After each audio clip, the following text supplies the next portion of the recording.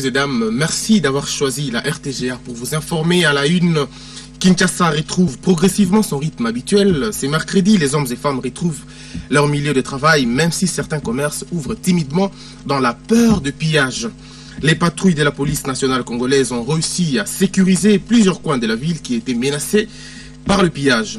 L'autorité urbaine appelle les parents à envoyer leurs enfants à l'école, les calmes étant revenus dans tous les quartiers. Les travailleurs, commerçants et étudiants doivent reprendre sans délai leur lieu de prestation. Après 2 jours de repos forcé, les Kinois sont appelés à renouer avec le train-train quotidien qui assure leur survie. Justement, pour en parler, j'ai sur ce plateau Jean-Pierre Kaembe, journaliste de la RTGA, qui a fait le tour. Et avec lui, on va en parler. Bonjour Jean-Pierre. Bonjour à tous. Vous avez fait le tour de la capitale. Mais où étiez-vous précisément? Alors, ce matin, on a fait les tours, comme vous l'avez si bien dit. On est parti d'ici même au centre-ville, à la Gombe où nous sommes. On a pris les boulevards du 30 juin, on a fait Magasin, on a fait UPN, on a fait Victoire, Rond-Point Ngaba, Matete, Limba. Donc c'était pratiquement tous les coins chauds de Kinshasa qui ont été visités par notre équipe. Donc comme vous pouvez le constater, Magasin, UPN, Rond-Point Victoire, Rond-Point Ngaba, Unity. Donc c'est des coins stratégiques, des coins chauds en quelque sorte. Mais sur le terrain, effectivement, qu'est-ce qui se passe? La tension, elle est comment? Alors sur le terrain, vous l'avez dit, la vie reprend. La vie reprend. Il faut que ceux qui sont encore à la maison sachent que la vie a repris. Et bien que timidement, mais il y a des gens qui sortent, il y a des gens qui vendent. Sur Victoire par exemple, j'ai vu des boutiques ouvertes, j'ai vu des magasins ouverts, j'ai vu des banques qui ont pratiquement ouvert. J'ai vu par exemple sur Magasin, j'ai vu des transporteurs, j'ai vu des taximens, j'ai vu des taxibus qui attendent des clients, j'ai vu les gens et aller à leur destination traditionnelle. Et donc, en quelque sorte, par exemple, au niveau de Matete, il y a encore des stigmates. J'ai vu de pneus brûlés qui sont encore sur la route. J'ai vu certaines boutiques qui avaient été saccagées. J'ai vu les débris et consorts. Mais de manière générale, il faut préciser à notre peuple ou aux téléspectateurs qui nous regardent que la vie a repris. Et ceux-là qui sont encore à la maison par peur d'être pillés, ils doivent se sentir en sécurité parce que la police nationale est en train de faire son travail. Alors comment faire pour sortir de cette psychose de la présence militaire finalement? Est-ce que ce n'est pas un défi face à la population? Est-ce que ce n'est pas ça qui attise le feu finalement? Non, au contraire, la présence militaire a un effet dissuasif, c'est-à-dire, vous savez, dans ce genre de tension, dans ce genre d'activité que nous connaissons à Kinshasa, vous avez ces gens que nous qualifions d'opportunistes, ces opportunistes invétérés qui en profitent justement pour régler des comptes à qui les méritent. Ils ont déjà ciblé des gens, des boutiques, des magasins à piller, et dans tous les cas, quand ils font face aux militaires, ils font face aux policiers, ils sont tout de suite, ils se sentent dissuadés, leur intention tombe. Et je crois que la population devrait au contraire se sentir en sécurité en voyant les patrouilles de nos forces armées qui circulent justement pour faire échec au plan macabre des ennemis de la République, les ennemis du développement. Comment imaginez-vous ces jeunes gens qui n'ont pas de revendications connues de tous et qui vont s'en prendre à des paisibles citoyens, à des boutiques de ceux-là qui les ont acquises au prix de la sueur.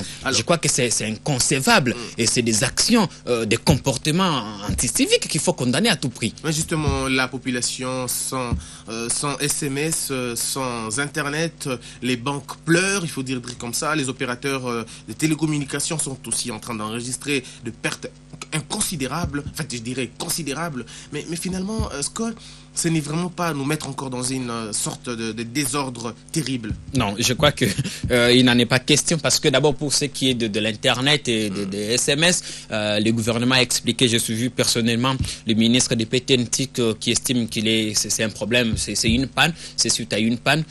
Son collègue de la communication a dit ce matin que la situation était en train d'être rétablie, mais dans tous les cas, vous savez les rôles que l'Internet est en train de jouer dans cette manifestation, dans ces tensions. Vous avez, l'Internet est devenu aujourd'hui un haut lieu de propagation de mensonges de tous bords. C'est sur Internet que vous avez des photos truquées, truffées, des images qui ne cadrent en rien avec la réalité sur le terrain. Les gens qui vous disent, voilà, tel policier a été tué, voilà, tel manifestant a été tué. Moi, personnellement, j'ai reçu un cliché d'un militaire burkinabé lors des dernières manifestations d'octobre à Ouagadougou. Ce cliché qui m'a été, voilà Kinshasa. J'ai dit, oh monsieur, non, en tout cas, ça c'est du pur mensonge parce que ces images datent. J'ai vu ces images lors de manifestations à Ouagadougou. Ces militaires, d'ailleurs, cette tenue n'est pas la nôtre. Voilà. Je crois que, d'ailleurs, ces gens, ils sont passibles des infractions de faux bruit. Oui. On a tout entendu. Jean-Pierre Ndeko Eliezer serait mort. Un bourgmestre de Lemba, d'Engaba serait tous morts. Il y a même un qui est ressuscité. Ils mourront combien de fois finalement? Je comprends pas finalement. Et je crois que c'est là justement que la décision, s'il est vrai que cet accès, que l'Internet a été suspendu par les gouvernements, je crois que c'est pour une cause noble. Pour une cause noble. Christian, j'expliquais tout à l'heure que la toile devenait, c'est au lieu de règlement des comptes, tout ce qu'on ne pouvait pas dire, des revendications qui ne tiennent même pas la route. Vous avez quelqu'un qui est assis devant son ordinateur, qu'il soit, je ne sais pas, combattant ou je ne sais qui va instrumentaliser les gens. Il vous dira qu'on est en train de tuer à Lupin, mais nous revenons de Lupin. Il vous dira qu'on est en train d'incendier je ne sais quelle maison communale, nous revenons justement de là. Il vous dira que ça crépite à l'Unikin. Moi, je reviens de là. Tout le monde me connaît, que je suis journaliste RTGA. Je n'ai pas été lapidé, encore moins lynché. Et donc, tu comprends qu'il y a eu de l'exagération. C'est vrai que s'il est vrai que ce service a été interrompu par les gouvernements, et c'est une sorte d'atteinte à la liberté et aussi aux droits légitimes de la population. Mais ici, c'est pour une cause noble. Une cause noble parce que l'Internet était devenu l'épicentre de tout ce qu'il y a de négatif. C'est au lieu de propagation de mensonges de tout genre. Et je crois qu'il était dans l'intérêt du gouvernement de suspendre ces services pour l'intérêt général, justement. Alors, parlons de la sécurité.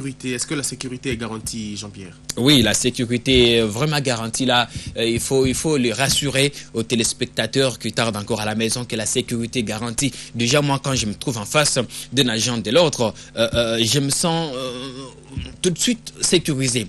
Sécurisé parce que je n'aurai pas ces fauteurs de troubles venir piller mes biens. Je vous dis qu'on a fait les tours.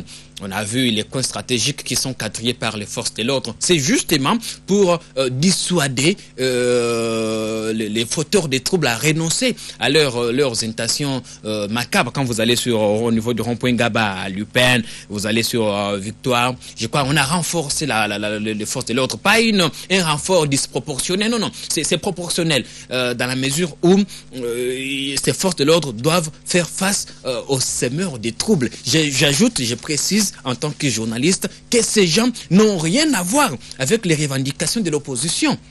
Ces gens, ils ne connaissent même pas de quoi il est question.